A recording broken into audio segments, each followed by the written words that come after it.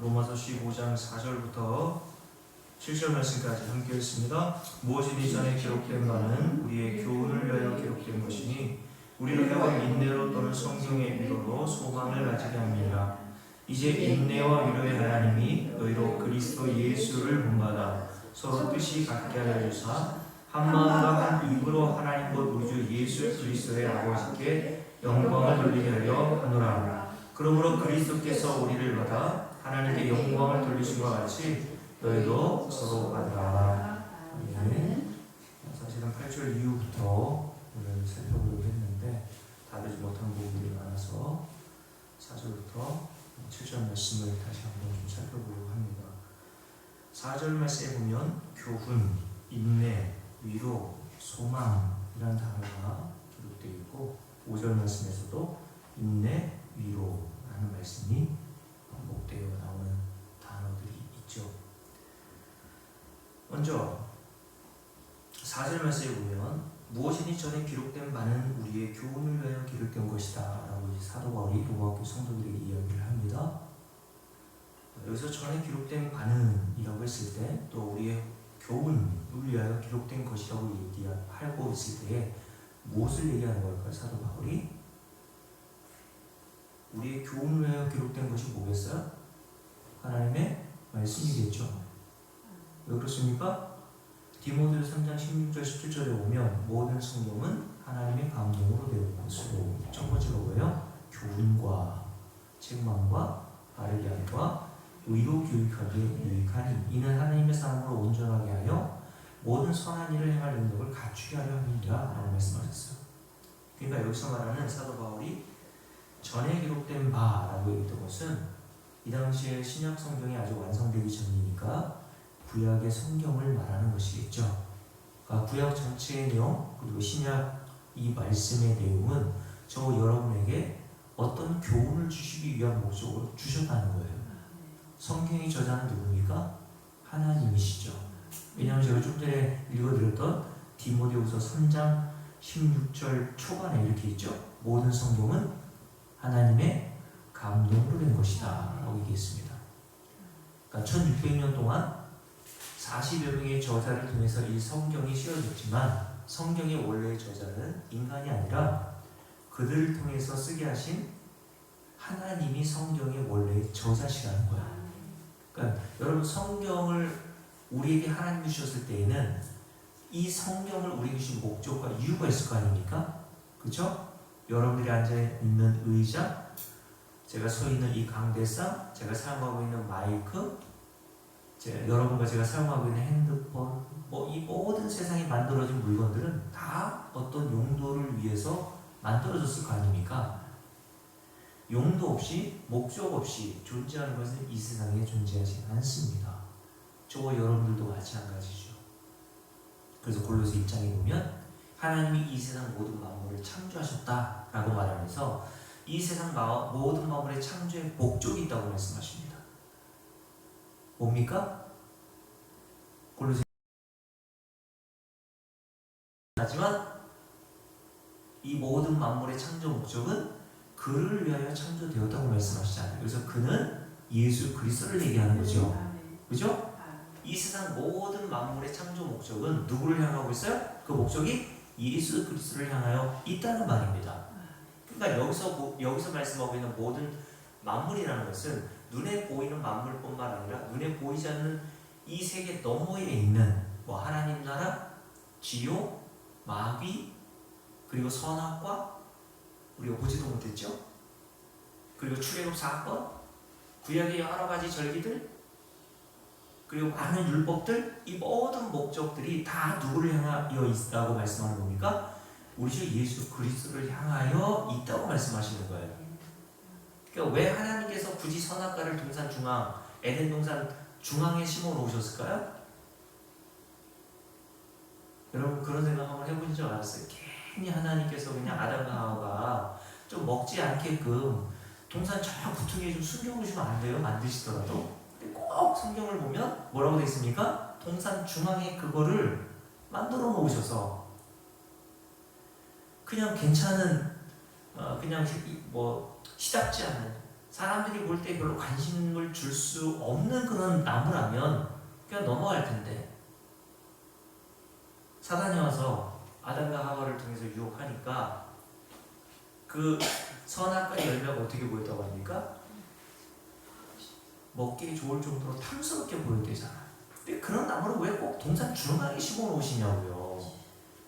그리고 또 왜 하필은 하나님은 그냥 전능하시다면서요. 왜 마귀를 그냥 내버려 두세요, 그냥. 그렇지 않습니까? 하나님이 능력이 없어서 그 모든 마귀라는 존재를 그냥 내버려 두신 것이 아니라 한 가지 목적을 위해서 이 세상 모든 만물을 창조하신 것과 같이 예수 그리스도 십자가의 사건을 향해서 계속 성경은 달려가고 있단 말이에요. 그러니까 저 여러분은 이 성경을 보면서 무엇을 교훈으로 받아야 되냐면, 야, 요셉처럼 인내하고 그리고 참았더니 애굽의 총리가 되는 성공가도를 달리더라.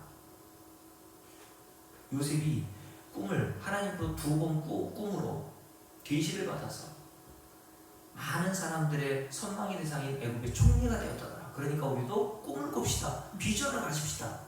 이런 식으로 교회에서 이야기를 했단 말이죠. 그런 교훈을 주기 위해서 성경에 요셉이라는 인물이 등장하는 게 아니란 말이에요.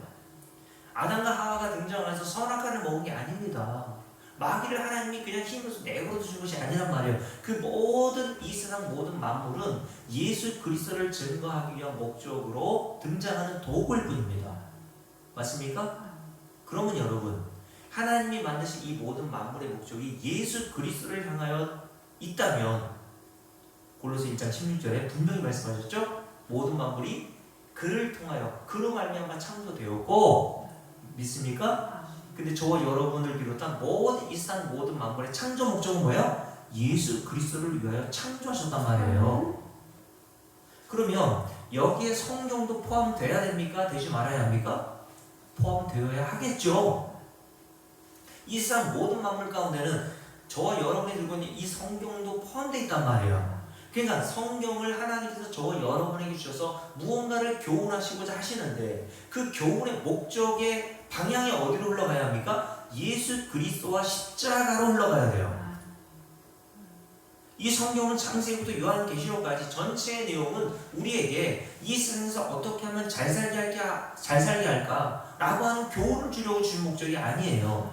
어떻게 하면 저와 여러분의 성경을 통해서 착한 사람이 되게 만들까라는 목적을 두고 하나님이 성경을 주신 것이 아니란 말입니다.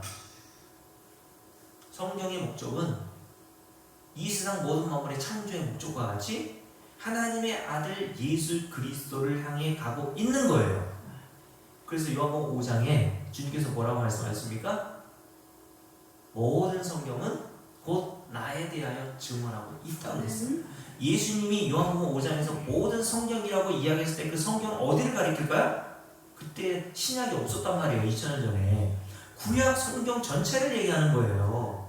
그러니까 창세기부터 말라기까지 모든 구약 성경은 예수님 말씀에 의하면 누구를 증언하고 있다고요? 나 자신 예수 그리스도와 십자가를 증언하기 위하여서 주신 하나님의 말씀이라는 거예요.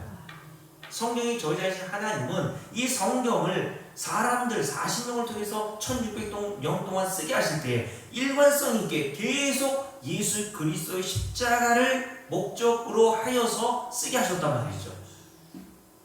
그래서 저와 여러분은 성경 어디를 보든지 뭐가 흘러나와야 돼요? 예수 그리스도의 십자가의 복음이 흘러나와야 되는 거예요. 그렇지 않으면 성경을 잘못 보고 있는 것이고 성경을 잘못 적용하고 있는 거예요. 디모데후서 1장에 보면 성경을 적법하게 사용한다라는 뜻이 있는데 성경을 그런 식으로 예수 그리스도 이외에 다른 것으로 사용하는 것은 성경을 적법하게 사용하는 것이 아니란 말이죠. 자, 다시요. 4절 말씀에 보면 무엇이니 전에 기록된 바는 성경이라고 했어요. 우리의 교훈을 위하여 기록된 것이니 성경이라고 얘기했습니다. 근데 무엇을 우리에게 교훈해 준다고요? 예수 그리스도와 십자가의 사건을 우리에게 교훈해 주기 위한 목적으로 성경이 기록되어 있다는 거예요. 맞습니까? 그래서 모든 성경의 구조는요. 예수 그리스도가 누구시며 그가 십자가에서 행하신 일이 무엇인지를 우리가 배우고 깨닫게 하시기 위해서 주신 겁니다. 그래서 골로새서 우리가 주위에 살펴보고 있지만 골로새서 전체 내용의 주제가 뭐예요? 예수 그리스도가 누구시냐? 그런 모든 만물을 창조하신 분이시고 교회의 머리 되시고 예수 그리스도의 십자가에서 행하신 일을 쭉 설명하잖아요. 예수 그리스도의 십자가에 달리신 일의 의미가 무엇인지, 하나님과 우리가 원수되었는데 그 하나님과 원수된 우리를 화목하시게 하시기 위한 목적으로 예수께서 십자가에 달려 대신 죽으셨다. 골로새 1장부터 3장까지 계속 사도 바울이 골로새 교회 성도들에게 그 이야기를 하고 있어요. 골로새뿐만입니까? 에베소서, 사도 바울이 쓴 모든 서신에 바로 이 예수 그리스도의 십자가의 복이 면면이 흘러 넘치고 있는 겁니다. 그래서 고린도전서 2장에 보면 고린도교회 성도들에게 사도 바울이 뭐라고 하는 줄 아세요? 나는 너희들에게 예수 그리스도와 십자가 외에는 전하지 않기로 작정했다고 얘기했어요. 이게 목사의 다짐이 되어야 되는 거예요. 자, 근데 이런 교훈은 우리에게 또 뭐를 가져다 줍니까? 그 뒤에 되어 있죠. 자, 로마서 15장 4절 말씀에 보면 이 교훈을 위하여 기록된 것이니 우리로 하여금 인내로 또는 성경의 위로로 뭐를 가지게 해요? 소망을 가지게 함이니라. 여기서 위로, 소망이라고 하는 단어가 나와요. 성경은 우리에게 위로와 소망을 주시기 위한 목적으로 주셨단 말이에요. 근데 성경은 우리에게 위로와 소망을 가지게 하기 위한 목적으로 주셨다면 저와 여러분의 참된 위로와 소망이 되시는 분이 누구라는 얘기야? 예수 그리스도란 말이죠. 그 이야기, 그 교훈을 주시기 위해서 성경이 기록된 거예요. 그러니까 저와 여러분이 성경을 보는 걸수록, 제가 증거하는 복음을 들으면 들을수록 예수 그리스도야말로 나에게 위로가 되고 나에게 참으로 유일한 소망이 되는 사실을 깨닫게 됩니까? 안 됩니까? 되지 않아요? 그래서 우리가 찬송가 384장을 불렀을 때 1절 가사에 얘기되어 있죠. 믿음으로 사는 자는 뭘 받아요? 하늘 위로 받겠네. 무슨 일을 만나든지 성도는 만사 형통하리라. 무슨 일을 만나든지 성도들은 만사 형통하리라 라고 얘기했어요. 근데 우리가 이런 생각하지 않습니까? 만사 형통은 개뿔, 되는 일은 하나도 없고 되다가도 안 되고 내가 원하고 소망하는 일은 하나도 이루어지지 않고 원치 않는 일만 계속 일어나는데 무슨 만사 형통이 일어납니까? 여러분, 성경에서 만사 형통이라고 하는 의미는요, 여러분과 제가 원하는 뜻이 이루어지는 게 만사형통이 아니에요. 하나님의 언약이 이루어지는 게 만사형통입니다. 믿습니까? 하나님이 저와 여러분에게 언약하신 게 뭐예요? 로마서 8장 뭘 언약하셨어요? 로마서 8장을 볼게요. 로마서 8장. 자, 함께 읽어볼게요. 로마서 8장입니다. 다 보셨죠? 29절부터 하나님이 미리 아신 자들 또한 그 아들의 형상을 본받기 위하여 미리 정하셨으니 이는 그런 많은 형제 중에 맏아들이 되게 하려 하심이니라. 미리 정하신 이들을 성도라고 얘기합니다. 성도들은 태초 이전에 하나님께서 미리 구원하기로 언약하여 두신 자들이란 말이에요. 이거를 예정이라는 단어를 써서 설명한다고 말씀드렸죠. 하나님이 저와 여러분을 구원하시기로 언제 미리 정하셨다고요? 창세 전이라고 그랬잖아요. 이것만큼 여러분 다른 것도 다 여러분들 기억하세요. 여러분들이 뭔가 잘했을 때, 여러분들이 뭔가 조건과 자격을 갖췄을 때, 야, 이 정도면 네가 됐다. 내가 너에게 구원을 선사해 주노라 라고 하나님이 정해두신 것이 아니라 저와 여러분이 이 땅에 생기기도 전에, 이 세상 모든 만물이 창조되기도 전에 하나님은 저와 여러분을 구원하시기로 미리 정해 두셨단 말이에요. 그게 하나님이 저와 여러분에게 하신 언약 아닙니까? 그 언약하신 말은 제가 주일날 말씀드렸죠. 하나님의 언약은 변합니까? 변하지 않습니까? 변한다면 하나님 아니에요. 그런 하나님은 믿을 필요가 없습니다. 근데 이 땅에서 저와 여러분이 교회 생활하면서 목사님들로부터 어떻게 배워왔습니까? 하나님의 언약도 변할 수 있어. 뭐에 의해서? 네가 어떻게 하느냐에 의해서. 이렇게 배워왔잖아요, 그죠? 똑바로 안 해 이것들아? 이런 말 아닙니까? 옛날에 제가 모교에 오랫동안 다니면서 신배모라고 하는 날 때부터 좀 정신적으로 이상 있는 아이가 있었는데 저 한 사람인가 봐요. 근데 교회를 빠지지 않아요. 수요일마다 주일마다 팍 앞자리 앉는 자리에 항상 고정적인 앞자리 두 번째 자리가 있거든요. 근데 그 바로 옆에 보통 장로님들이 앞자리에 앉잖아요. 장로님들 앞에 장로님들의 그 앞자리에 앉으면 그 신배모라는 아이가 어렸을 때부터 이제 나이가 들어서 오랫동안 교회를 다녔을 거 아닙니까? 근데 자주 교회 들어오자마자 장로님에게 손가락질하면서 이렇게 똑바로들 하세요. 저는 그게 주님의 말씀처럼 들리더라고요. 똑바로들 하세요.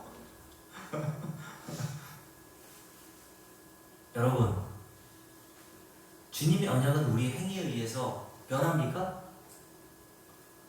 왜 안 변합니까? 창세 전에 저와 여러분이 뭘 하기도 전에 하나님이 이미 언약해 두셨다면서요. 그러면 그 언약이라는 것은 우리의 행위에 의해서 결정되거나 변하거나 취소되지 않는단 말이에요. 그래서 로마서에 보면 주님께서 뭐라고 말씀하셨습니까? 그 뒤에 이렇게 돼 있죠.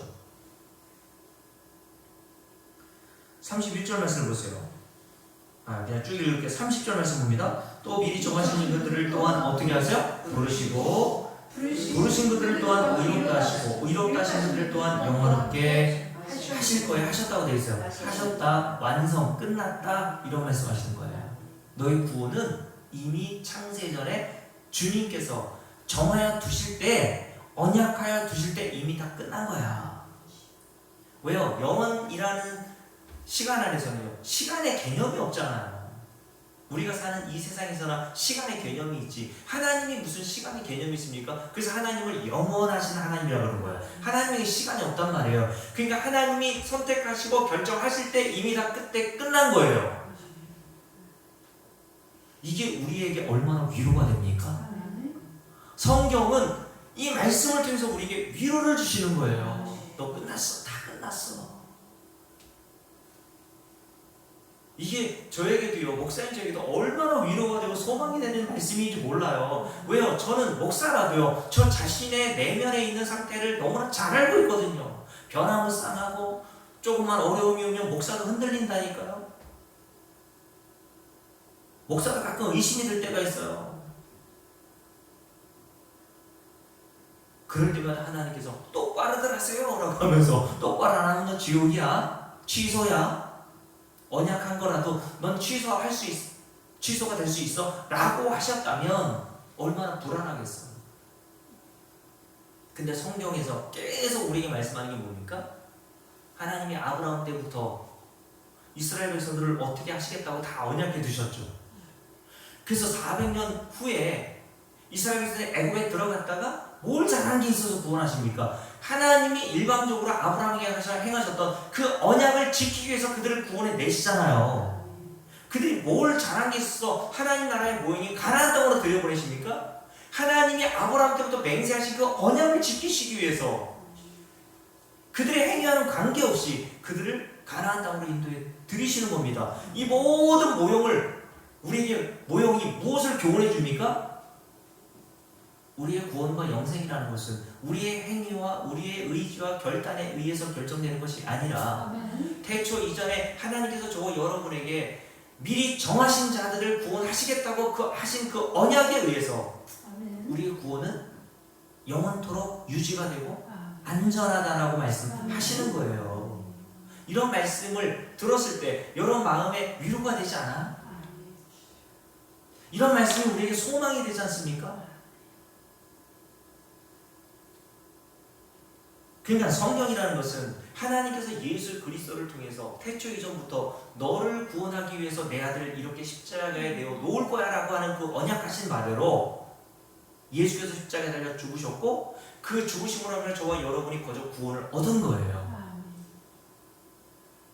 거저 은혜로 구원을 얻은 자의 구원은 아무도 취소하거나 변경할 수 없는 겁니다. 그래서 32절 1절 말씀부터 쭉 읽습니다. 그런즉 이 일에 대하여 우리가 무슨 말하리요? 만약 하나님이 우리를 위하시면 누가 우리를 대적하리요? 자기 아들을 아끼지 아니하시고 우리 모든 사람을 위하여 어떻게 했어요? 내주시니가 어찌 그 아들과 함께 모든 것을 우리에게 주시지 않겠느냐. 우리를 의롭다 하신 이는 누구세요?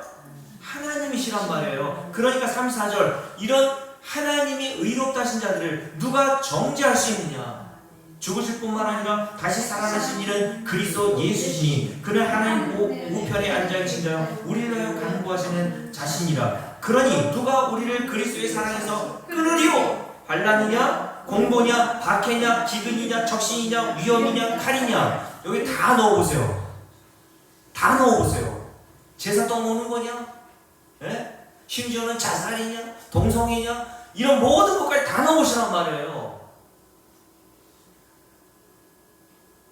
우리의 행위가 이 땅에서 어떤 일을 한다고 해서 그리스도께서 우리를 사랑하시는 그 사랑으로부터 끊어놓을 수 있다고 합니까?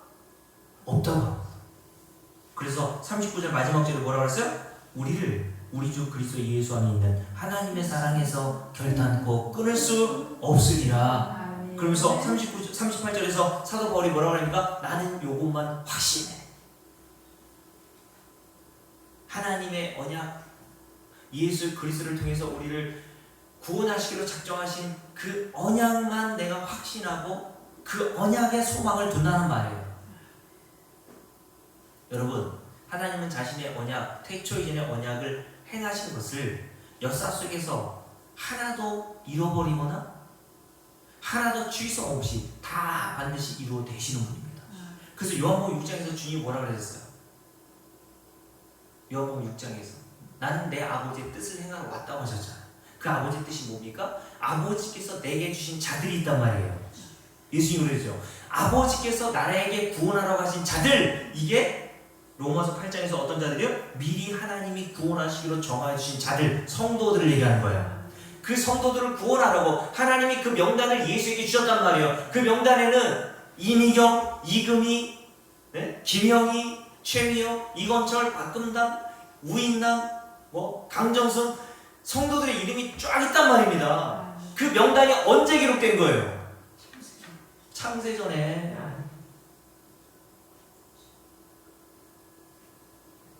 여러분, 그래서 믿음은 뭐예요? 하나님의 이 언약을 믿는 게 믿음이잖아요. 하나님께서 창세전에 아들에게 구원하게 하라고 작정하신 자들이 있고 그 작정하신 명단이 있단 말이에요. 그 명단을 아들이신 예수에게 주셨단 말이에요. 그 예수 그리스도께서 그래서 이 땅에 오셔서 내 아버지의 뜻, 바로 내게 주신 그 미리 정하신 자들을 하나도 잃어버리지 않겠다고 하셨어요. 아멘. 하나도. 깜빡하고 이금희 내가 깜빡했다. 야, 네 이름. 야, 이금희가 야 한국에 얼마나 많냐. 내가 넌 줄 알고 구원해봤더니 다른 이금희네. 미안해. 하시는 분이 아니란 말입니다. 부모는 헷갈릴 수 있어요. 저도 이금희 권사님을 김금희 권사님이라고 헷갈려서 부를 수 있잖아요. 근데 하나님은 그렇지 않으신 분이다. 아멘. 그래서 주님께서 요한복음 6장에 뭐라고 하셨다고요? 하나님이 내게 주신 자들을 하나도 잃어버리지 않고 다 구원하려고 오셨다고 얘기했어요. 이게 하나님의 의지의 표현이라면 하나님의 그런 의지를 누가 꺾어요?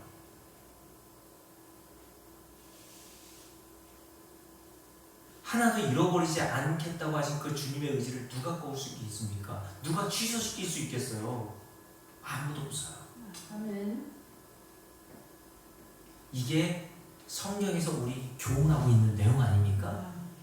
그래서 여러분들이 이 성경의 교훈의 내용을 깨달으면 깨달을수록 이 성경에 기록되어 있는 예수 그리스도의 십자가의 은혜로 구원받은 그 은혜만이, 예수 그리스도의 십자가만이 저와 여러분에게 위로가 되고 소망이 되게 될 줄로 믿습니다. 아멘. 이런 위로 갖고 사는 자들이 바로 성도란 말이에요. 그래서 그 위에 보면 8장에서 뭐라고 그랬습니까? 자, 함께 읽어볼게요. 로마서 8장 28절 우리가 알거니와 하나님을 사랑하는 자 곧 그의 뜻대로 부르심을 입은 자들 성도들이에요. 모든 것이 합력하여 선을 이루느니라. 뭐가 선입니까? 하나님이 말씀하시는 사도 바울을 통해서 말하는 선이 뭐예요? 하나님의 언약이 이루어진 게 선이란 말이에요. 그러니까 저와 여러분을 구원하시기로 작정하신 그 하나님의 언약을 하나님이 반드시 이루어내신다. 그게 선이란 말이죠. 그래서 하나님께서는 저와 여러분에게 일어나는 모든 환경과 사건들을 다 동원하셔서 하나님께서 언약하신 그 언약대로 저와 여러분을 구원해 내시는 겁니다. 그게 하나님이 저와 여러분에게 뭘 베푸시는 거예요? 선을 베푸시는 거예요. 여러분, 그래서 성경은 이러한 교훈을 목적으로 하여서 쓰여졌기 때문에 우리에게 뭘 먼저 깨닫게 하십니까? 우리에게는 예수 그리스도의 은혜와 긍휼 위에는 소망이 없다는 사실을 먼저 깨닫게 하시는 거예요. 아, 나는 진짜 소망이 없고 예수 그리스도에는 위로를 받을 수 없는 죄인 중에 괴수라는 사실을, 그래서 성경을 통해서 날마다 깨닫게 하시는 겁니다.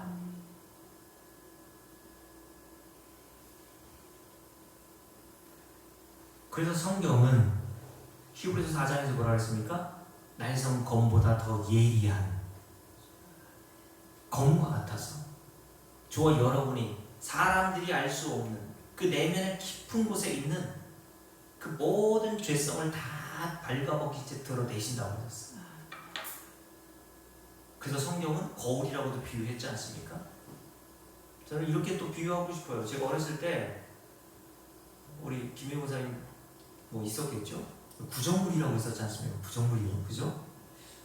그죠? 음식 남은 거 이게 큰 지방에 모아놓는 통 하나가 다 있었잖아, 집안에, 그죠? 그죠? 그걸 뭐라고 하죠? 구정물이 맞습니까? 그 통 안에다가 음식 쓰레기 같은 거 다 뭐 밥이며 뭐 무슨 음식 찌꺼기를 다 담아놓고 누구에게 줬어요? 소, 뭐 이런 가축들에게 줬잖아요. 근데 줄 때 어떻게 했어요, 이금희 원사님? 구정물에, 네? 그렇죠. 휘 져가지고 주잖아요. 이렇게, 그죠? 바가지 하나로, 플라스틱 바가지. 저도 옛날에 많이 받은 플라스틱 바가지로 이렇게 휘저으면 처음에는 그냥 밑에 음식물이 밑에 가라앉아 있으니까 그 물 자체가 뭐 맑은 물로 보이잖아요, 그죠? 하얗게 맑은 물이에요.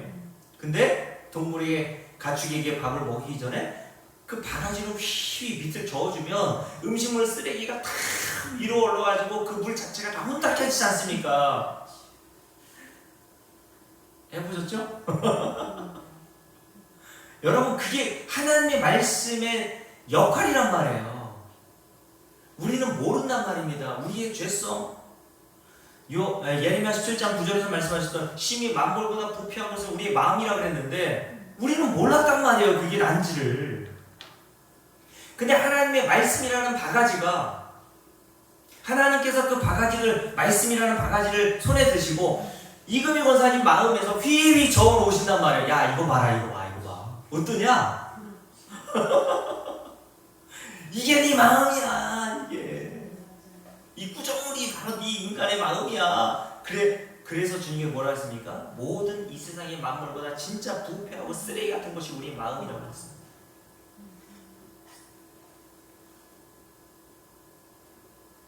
어떤 분은 저한테 이렇게까지 고백하더라고요. 목사님, 저는 쓰레기예요. 진짜 저한테 그렇게 고백하는 분이 계시더라고요.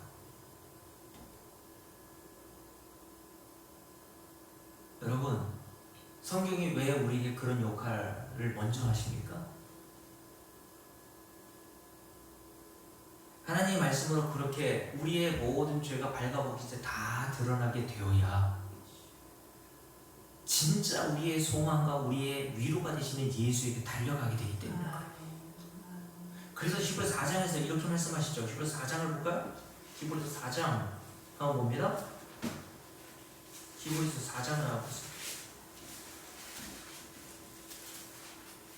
히브리서 4장.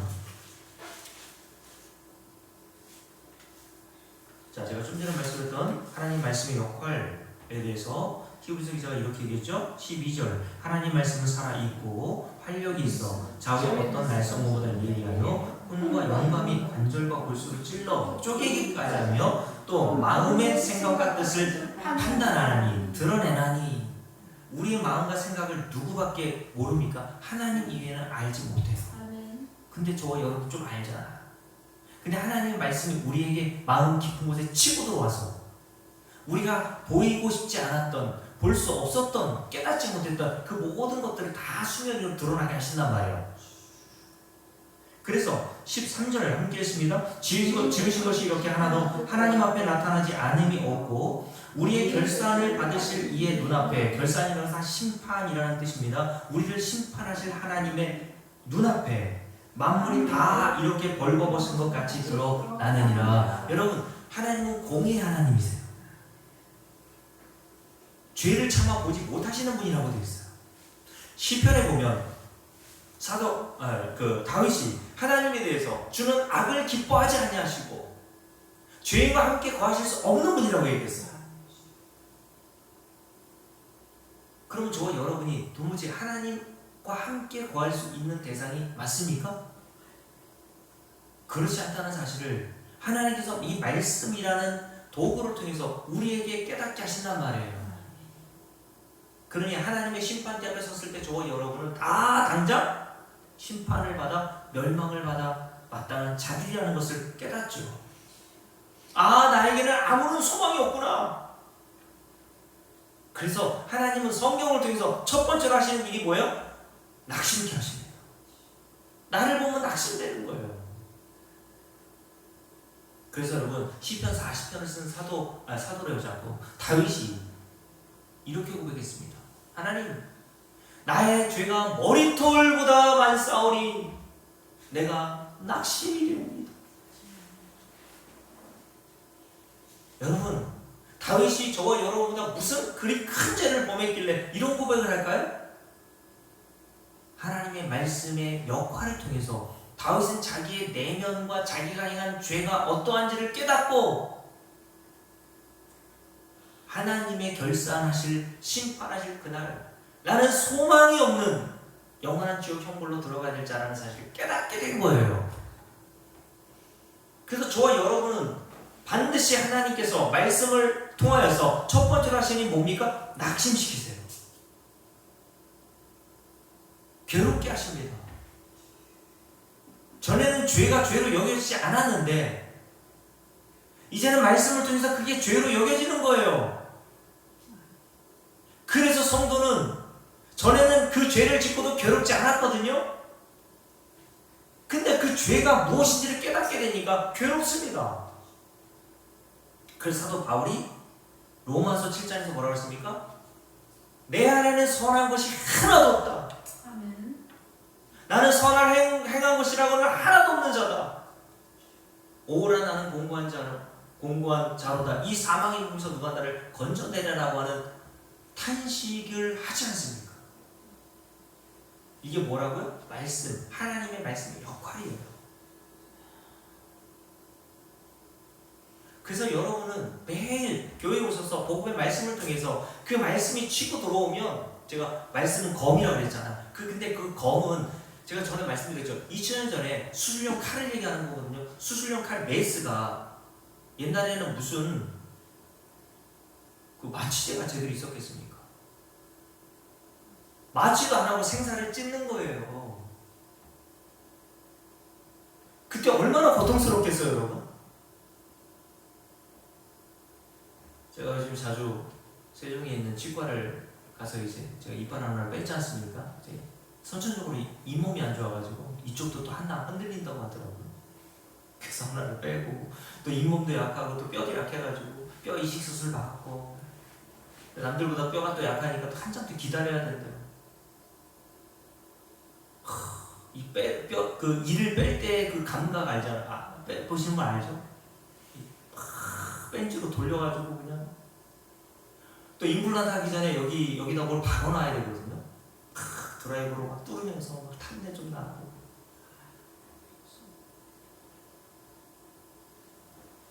근데 여러분, 가끔 가끔 마취가 덜 될 때가 있거든요. 그러면 제가 자지러지게 소리를 질러요. 창피한 게 어디 있습니까? 아파 죽겠는데.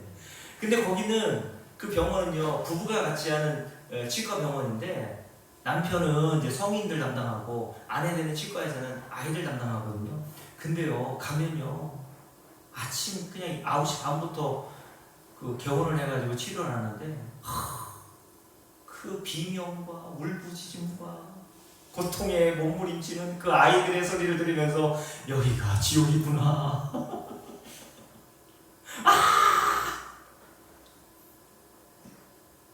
여러분, 생사를 날카로운 메스, 수술용 칼이 찍고 들어와도 얼마나 고통스럽습니까? 그거와 같은 모습으로 하나님의 말씀의 역할이라는 것은 우리의 내면을 찍고 들어와서 우리를 고통스럽게 합니다. 괴롭습니다. 한 번도 이런 경험을 받아보지 못한 교회 다니는 사람들이 요즘에 너무 많아요.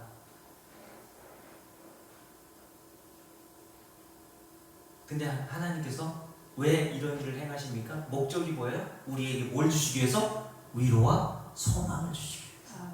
야, 너에게도 소망이 있었는데. 낙심천만하여 이제는 하나님의 영원한 형벌밖에 받을 것이 없다는 사실을 깨닫게 된 저와 여러분에게 하나님께서 소망의 메시지, 복음을 증거하신단 말이에요. 너에게 소망이 있단다. 그러면서 14절 말씀이 이어지는 거예요. 성경의 목적지는 바로 여기가 최종 목적지예요. 함께 했습니다. 그러므로 우리 하나님께서 이렇게 말씀으로 우리를 발가 벗기셔서 우리의 죄를 드러나게 하시고 우리를 고통스럽고 낙심되게 하시는 것이 목적이 아니라 그 목적의 진짜 최종 목적지는 뭡니까? 함께 했습니다. 그러므로 우리에게 누가 있어요? 큰 대제사장이 계시니 승천하신 이 곧 하나님의 아들 예수시라. 우리가 그 예수 그리스도를 믿는 도리를 굳게 잡을지어다. 요거 잡아. 요게 너의 소망이야. 누구? 예수 그리스도. 예수 그리스도 십자가에서 행한 일, 요거밖에 너에게 소망을 줄 수 없어. 이것만이 너에게 진짜 위로가 되는 말씀이야.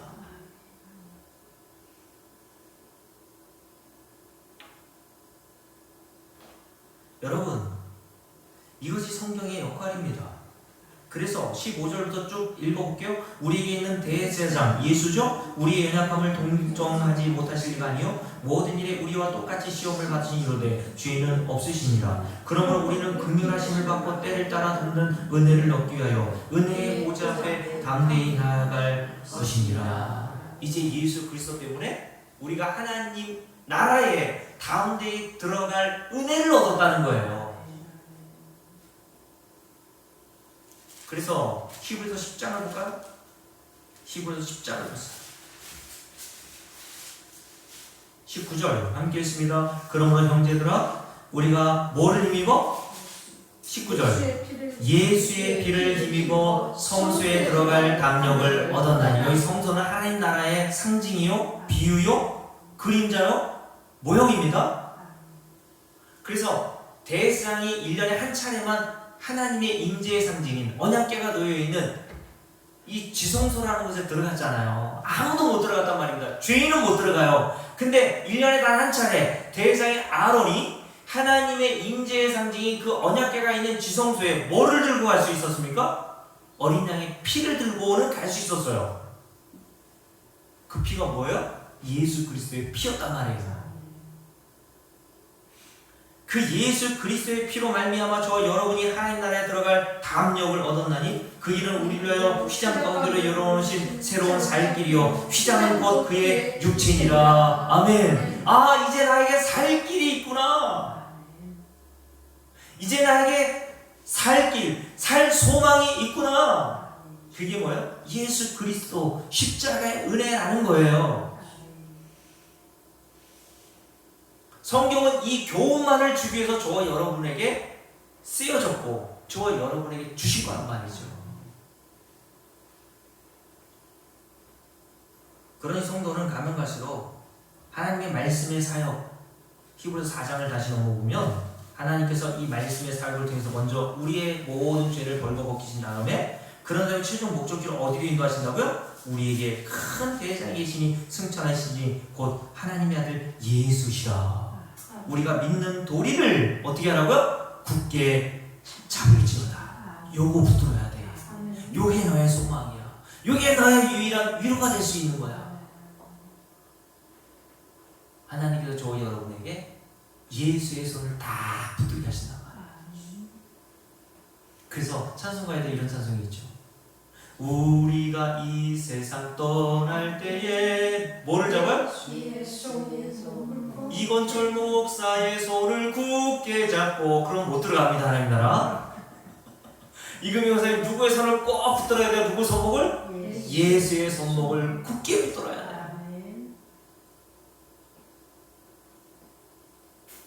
그래서 목사는 다른 거 하는 게 아니에요. 이금희 목사님에게 예수 그리스도의 손목을 굳게 붙들 수 있도록 예수 붙드세요. 오늘 말씀처럼 믿는 도리를 굳게 잡으십시오 라고 가르쳐야 되는 거예요. 그게 하나님 나라 들어갈 수 있는 유일한 살 길이라고 히브리 10장에서 얘기했잖아요. 이게 우리가 살 길이야.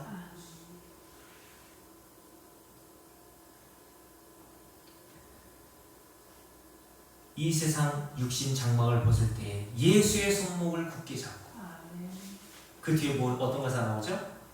영원히 즐거운 천국에서 주와 함께 살겠네. 찬송하세 찬송하세. 이런 유일한 소망이신 예수 그리스도를 아는 자들이 하나님 나라에서 다 뭐 할 수밖에 없어요? 찬송밖에 할 수 없어요. 그래서 찬송가에도 다 의미가 있고 뜻이 있는 거예요.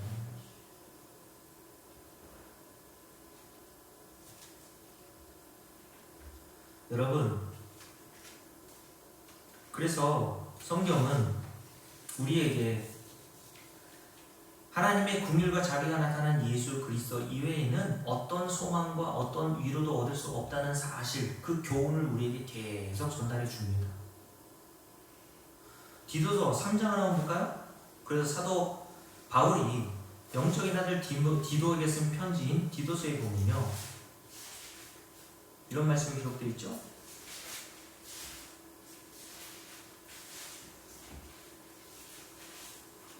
자, 3장 보세요.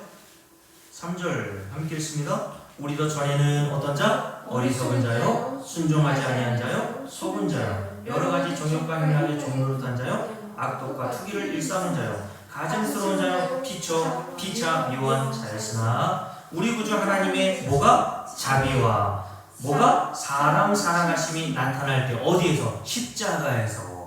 하나님이 저와 여러분에게 자비를 베푸시고 사랑하심이 어디에서 나타났다고요? 십자가에서 나타났다는 거예요.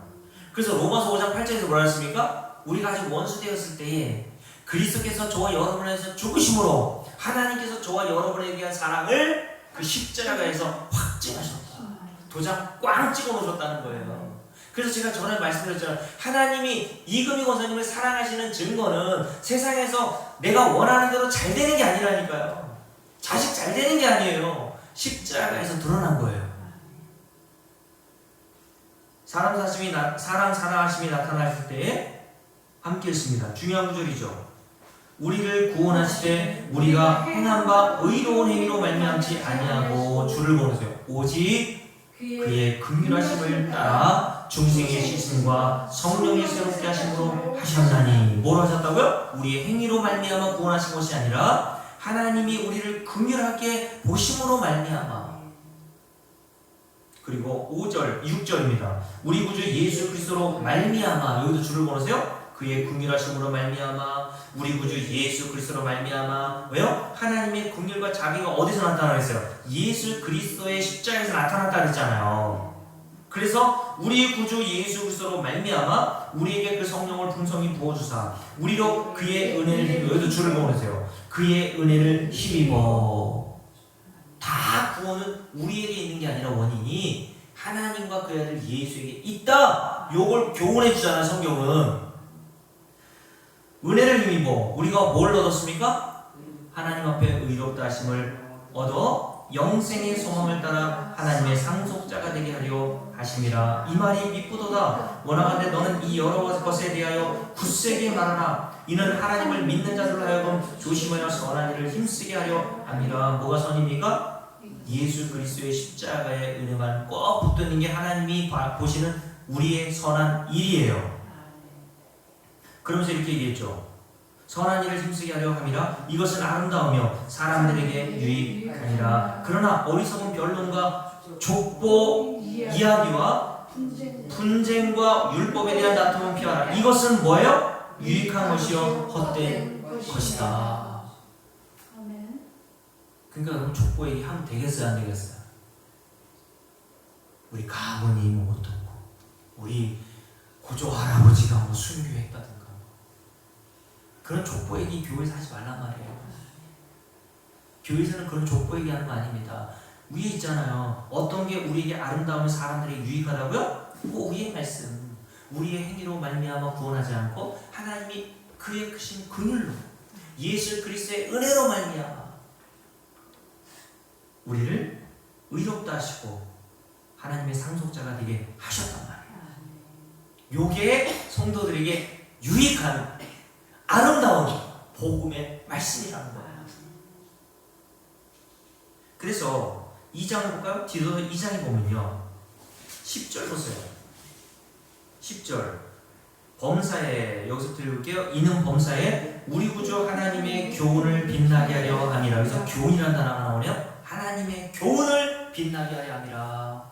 그러니까 그 위에 보면 뭐 이렇게 하지 말라 저렇게 하지 말라 이런 모든 말씀들은 다 예수 그리스도의 복음을 빛나게 하기 위한 목적으로 사도 바울이 명령한 거예요. 종들아 이렇게 해라, 상전들아 이렇게 해라, 남편과 아내라 이렇게 해라. 이런 말씀들은요 가정의 평화를 위해서 하신 말씀이 아니고 하나님의 교훈, 즉 복음, 예수 그리스도의 긍휼과 자비와 사람 사랑하심이 어떠한지를 너희들이 깨달아 알았지 않냐는 거예요. 그 복음을 너희들이 깨달았다면 교회에서 어떻게 빛나게 해야 합니까? 어떻게 빛나게 할 수 있어요 우리가? 저와 여러분이 어떤 자랑을 했어요?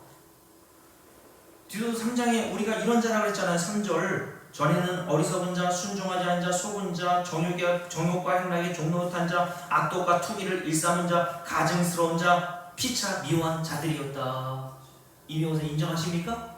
이런 자들을 하나님이 우리의 행위로 심판하신다면 멸망인데 하나님의 긍휼로 우리를 예수 그리스도의 은혜로 우리를 자비하심으로 구원해 내셨다는 거예요.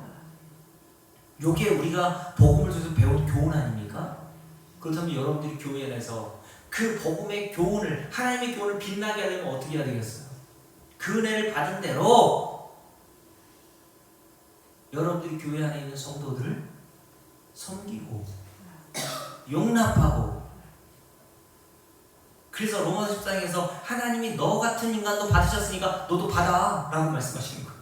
그게 하나님의 교훈을 영광스럽게 하고 빛나게 하는 거예요. 연예인들이 시상식에 가가지고 하나님 영광 받으세요. 모든 영광 하나님께 이런다고 영광 받으시는 게 아니라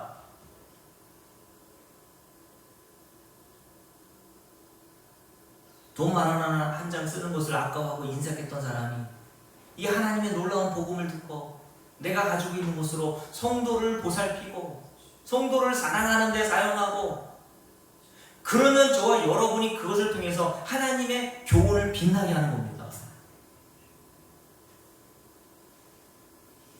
그래서 11절 말씀 보세요. 여기도 하나님의 교훈이 어떤 것인지를 이렇게 말씀하고 있죠. 모든 사람에게 구원을 주시는 주를 보내세요. 뭐가 나타나? 하나님의 은혜가 나타나. 이게 뭐예요? 하나님의 교훈이란 말이에요. 이렇게 줄을 그어놓으세요. 다 밑에다가 하나님의 교훈은 뭐냐? 모든 사람에게 구원을 주시는 하나님의 은혜가 나타나는 게 하나님의 교훈, 하나님의 말씀이다.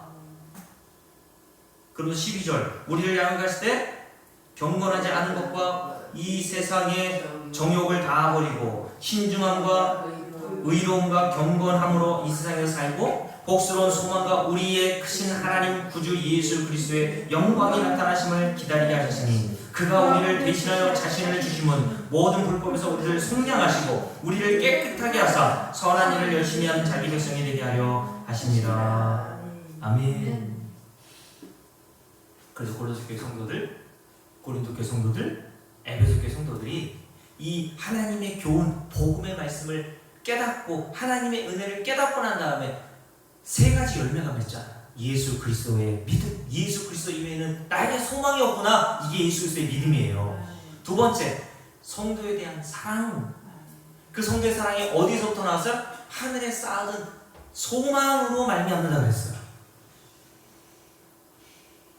여러분에게 이런 하나님의 교훈이 제대로 깨달아져? 밖으로 이런 열매가 나오고 있나요? 하나님께서는 자기의 백성들을 반드시 이 목적지로 인도하실 줄로 믿습니다. 그래서 저와 여러분의 입에서 오직 예수 그리스도의 십자가의 복음만 증거하고 자랑하게 되는 자로 우리를 만들어 가시는 겁니다. 그래서 성도는 말씀 마칠게요. 말씀으로 이렇게 낙심하게 하시고 하나님의 말씀의 최종 목적지인 예수 그리스도만 소망하게 하심으로 결국 우리 안에서 뭐만 나오게 하세요? 교회에 나오는 모든 성도들 가운데 내가 이렇게 하나님의 복음을 깨닫고 이런저런 일을 행하지만 성도는 십자가 이외에는 자랑할 것이 없는 자가 되게 하시는 겁니다. 이런 곳이 바로 교회고 이런 자리이 바로 성도들인 줄로 믿습니다. 하나님께서 저와 여러분을 이런 자리로 인도하시기를 주의 이름으로 축복합니다. 기도합시다. 여러분 이 시간 1분 동안 통성으로 기도할 때 하나님